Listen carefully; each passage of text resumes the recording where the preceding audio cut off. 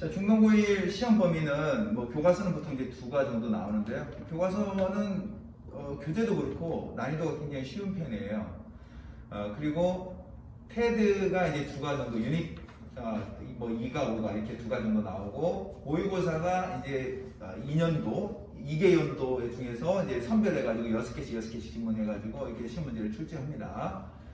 근데 실질적으로 이제 아이들이 내신 등급에서 남들보다 비교 우위에 있을 수 있는 부분은 바로 테드랑 그다음에 모의고사 부분이에요. 교과서는 너무 지문도 보면 요건 되게 평이하고 지문의 난이도가 높진 않습니다. 그래서 교과서를 이해하는 데는 어려움이 없고, 다만 이제 교과서도 쉽다고 하더라도 실제 시험 문제로 연결되었을 때 아이들이 그것을 쉽게 풀어낼 수 있어야 되는데, 그것은 이제 연습을 통해서 충분히 우리가 대비할 수 있는 부분이고요. 다만 모의고사나 테드, 특히 테드는 지문밖에, 텍스트밖에 없기 때문에 시중에 어떤 문제나 그에 대한 어떤 모의고사가 있는 것도 아닙니다. 그래서 이 테드 수업을 하면서 이 테드에서 실제로 내용 문제, 글의 요지나 그 다음에 뭐 내용 일치, 그 다음에 단어, 어휘랑 문법 문제가 많이 나옵니다. 어휘 문제가 특히 많이 나옵니다. 그래서 이 테드 문제에서 영역풀이도 많이 나오고요. 그래서 이 테드 부분을 준비를 잘하는 것이 중등고 1 내신에서 아이들이 좋은 성적을 얻을 수 있는 길이에요. 그래서 그러면 이 테드 수업을 할 때 누구 수업을 듣는 게 좋느냐? 이거는 분명히 그 테드 텍스트만을 가지고서 우리 아이들이 얼마만큼 실제 시험과 똑같은 시험 문제를 대비해서 풀어보고, 그리고 그 예상 문제를 만들어낼 수 있고, 그리고 설명을 아이들이 테드 텍스트에 나온 지문들을 정확하게 이해를 하고 그 논리적 흐름을 파악하고 내용적으로도 어떤 부분이 중요하고 어떤 어휘가 중요한지를 정확하게 설명할 수 있고, 그 학교 시험 문제와 똑같은 유형의 예상 문제를 만들어낼 수 있는 선생님을 선택해야 되는 겁니다. 자, 그런 점에서 저는 이제 테드 텍스트만 주어진다 하더라도 그 텍스트를 가지고서 실제 학교 기출 문제와 거의 흡사합니다. 뭐 똑같다고 봐도 돼요. 그런 문제들을 제가 몇 배수의 문제를 만들어 가지고 아이들에게 사전에 시험 보기 전에 충분히 다 풀어보고, 그래서 어휘면 어휘, 문법이면 문법, 그리고 우리 중등고의 특징은 뭐냐면 주관식 문제에서 문법적으로 틀린 거 고치고 그 이유 쓰는 것뿐만 아니라 영작뿐만 아니라 또 중요한 게 뭐냐면 바로 글의 요약입니다. 글의 요약인데, 빈칸을 보통 이제 우리 수능형 글의 요약은 2개 정도 뚫어놓고 그에 대해서 이제 단어 쓰는 게 나오지만 중등고는 그렇지가 않아요. 중등고는 글의 요약 문제, 주관식 문제를 내더라도 빈칸을 한 6개 정도, 또 더 많으면 7개 정도 뚫어 놓습니다. 그래서 그 빈칸에 들어갈 단어들을 보기를 1, 2, 3, 4, 5, 6 해가지고 3, 4, 6에 들어갈 단어를 쓰시고 이렇게 문제를 냅니다. 그렇게 쓰거나 아니면 수능과 같이 이제 빈칸을 2개 정도 뚫어 놓는데, 단어 2개가 아니라 그때는 이제 빈칸 2개 정도 뚫어 놓은 경우는 단어 2개가 아니라 단어를 몇 개를 주고서 어형 변형이 가능하다고 하고서 주어진 단어를 반드시 한 번씩 활용해가지고 그 위에 들어갈 단어를 영작하는 이런 문제를 글의 요약 문제를 냅니다. 그래서 이런 문제를 잘 풀어야 돼요. 아이들이 이 글의 요약 문제에 평상시에 대비하지 않고 실제 시험장에서 맞닥뜨리게 되면 어형 변형 자체에 어려움을 느낍니다. 그리고 어형 변형을 해서 그거를 원전한 문장으로 바꾸는 연습을 평상시에 해두지 않으면 시험장 가서 당황하게 돼요. 당황하게 되면 뻔한 실수를 하게 됩니다. 뻔한 실수를 하게 돼요. 그래서 이 시험 문제 보다 보면 어순별, 이게 칠판에 뭐 써야 되는데 쓰지 않더라도, 예를 들면 what이 먼저 오고 의문사가 먼저 오고 그 다음에 주어가 오고 동사가 와야 되는 이 순서조차도 아이들이 시험장에서 막상 당황하다 보면 아이들이 can, know, 그 다음에 대시 와야 될 것 같아서 that을 먼저 써버립니다. that을 먼저 써버리고 그 다음에 that stating means what, 이렇게 what을 끝에다 써버려요. 이거 말이 안 되잖아요, 그죠? 우리 생각에 what을 앞에다 쓰고 can know what that sound means 이렇게 해야지만 문장이 성립하는 거예요. 근데 이게 연습이 평상시에 안 되면 아이들이 이것을 쉽게 놓칠 수 있다는 거예요. 공부 잘하는 아이도 마찬가지입니다. 공부 잘하고 못하고는 중요한 것이 아니라 이거는 어떤 문제냐면 미리 그 문제를 연습을 사전에 했느냐 아니면 하지 못했느냐, 요 문제입니다. 그러면 그 연습을 충분히 사전에 예상 가능한 모든 유형의 문제를 이 테드 텍스트를 가지고 준비시킬 수 있느냐 없느냐, 요게 중요한 거죠. 이게 바로 강사 선택의 첫 번째 기준이 되어야 됩니다. 특히 중등고 시험에서는 테드 텍스트를 가지고 실제 시험 유형과 똑같은 문제를 만들어낼 수 있고 또 그것을 사전에 다 준비시킬 수 있는 선생님이 정말로 중요합니다.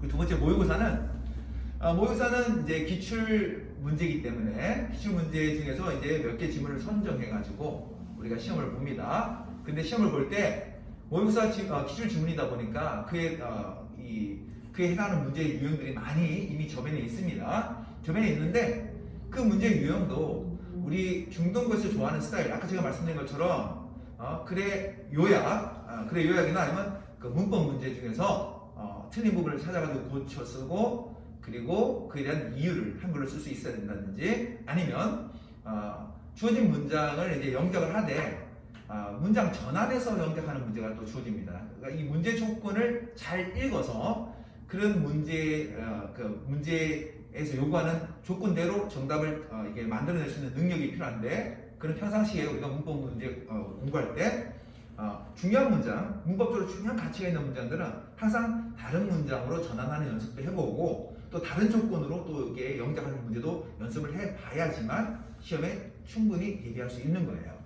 그리고 이제 우리 중등고의 가장 큰 특징이 바로 단어, 어휘 문제죠. 이 어휘 문제는 어휘 문제가 많이 나옵니다. 굉장히 많이 나와요. 어휘 문제가 많이 나오고 어휘 문법에서 참 많이 나옵니다. 문제가. 그리고 나머지 이제 객관식 문제는 글의 순서, 문장 삽입 이 문제가 대부분이에요. 글의 순서가 제일 많이 나옵니다. 객관식 문제에서는. 그리고 내용 일치, 그리고 중등고의 특징인 지칭 추론 문제도 이제 꼭 들어가죠. 그렇게 해서 결국 글의 순서, 문장 삽입, 내용 일치, 지칭 추론 이렇게 나오는 거예요. 유형이 정해져 있습니다. 나머지는 이제 다 어휘 문법이라고 생각하시면 돼요. 그리고 영작 문제, 문법적으로 틀린 거 고치는 문제, 글의 요약 이 문제라고 생각하시면 됩니다. 그러면 어휘를 이제 우리가 공부할 때 어휘도 마찬가지입니다. 교과서 수준에서 나오는 어휘들 중에서 중요한 어휘는 한정되어 있어요. 몇 개 되지 않습니다. 그리고 실제 학교에서 수업할 때 이 어휘에 대한 영역풀이를 나눠줍니다. 나눠주는데 우리가 뻔히 알고 있는 단어들 있잖아요. 그 영역풀이를 틀릴 일은 또 없어요. 실제로. 근데 우리가 어휘 문제를 공부할 때도 항상 그 어휘가 여러 가지 뜻을 가지고 있는 경우, 한마디로 다이어랑 아니면 혼동어휘 있잖아요. 철자가 비슷한데 다른 이 단어랑 이게 뜻이 다른 경우, 뭐 adapt라든지 adopt라든지 입양하다, 뭐 적응시키다 이런 문제들, 이런 걸 가지고 이제 우리가 문제를 출제하기 때문에 항상 다이어에 대한 영역풀이를 정확하게 이 문장 속에서, 이 컨텍스트 내에서 어떤 영역풀이로 이 단어가 쓰였는지 이것을 알고서 준비하는 게 중요합니다. 그래서 영역풀이도 중요한 단어를 선별할 줄 알고 그 모든 중요한 단어들에 대해서 영역풀이를 만들어서 시험을 볼 수 있게끔 준비시켜주는 선생님이 정말로 중요한 거예요. 그래서 영역풀이뿐만 아니라 우리가 이제 어휘 문제, 밑줄형 어휘 문제도 마찬가지입니다. 밑줄형 어휘 문제도 우리가 이 문맥 속에서 이 어휘가 잘못 사용된 경우인데 정답은 보통 어디서 출제되냐면 정답은 바로 반이어, 반대말이 있는 단어에서 출제됩니다. 반이어 아니면 아까 말씀드린 혼동 어휘, 이 두 가지 부분에서 출제가 돼요. 그거 아니면 영역풀이입니다. 이 문맥에 밑줄 친 A, B 단어 중에서 다음에 영역풀이가 잘못된 것을 고르시오 한다든지 아니면 잘못된 영역풀이를 모두 고르시오 이렇게 합니다. 주관식 문제로 뭐 A, D, E 이렇게 고르는 문제를 내기도 해요. 이렇게 됩니다.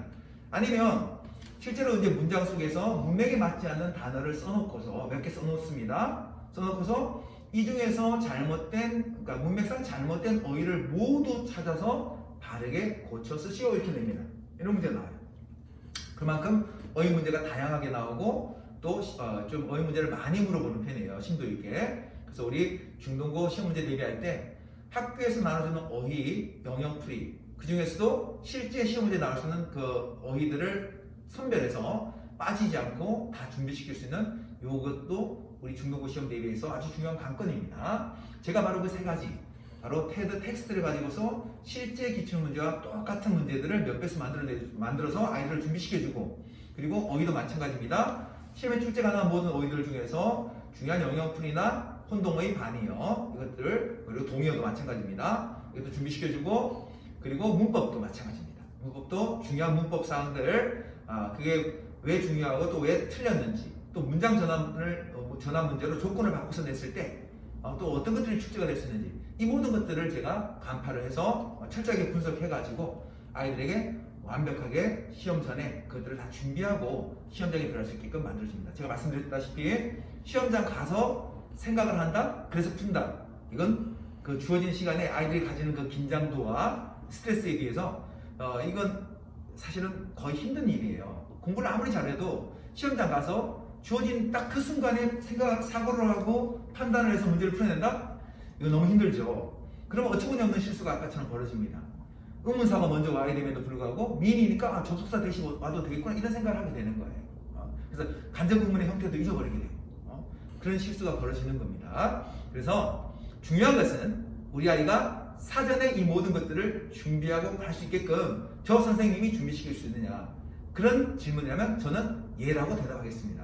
과감하게. 그래서 이번 중등부 1학년 시험을 저와 함께 준비하셔서 아이들이 시험장에서 김종주 선생님과 함께 공부한 모든 부분이 시험 문제에 다 나왔다, 나는 이걸 다 알고 미리 마음 편하게 시험장에서 그것을 정답으로 써낼 수 있겠구나, 이런 생각을 갖고 시험장에서 실제로 100% 다 보고 들어온 효과, 한마디로 데자뷰 효과를 보게 될 겁니다. 저와 함께 수업을 들으시면 정말로 아이들이 100%다 보고서 시험장에 임하는 그런 편안한 자세로 정답을 써낼 수 있을 거예요. 저에게 여러분의 아이를 맡겨서 반드시 1등급이라는 목표를 달성하기 바랍니다. 감사합니다.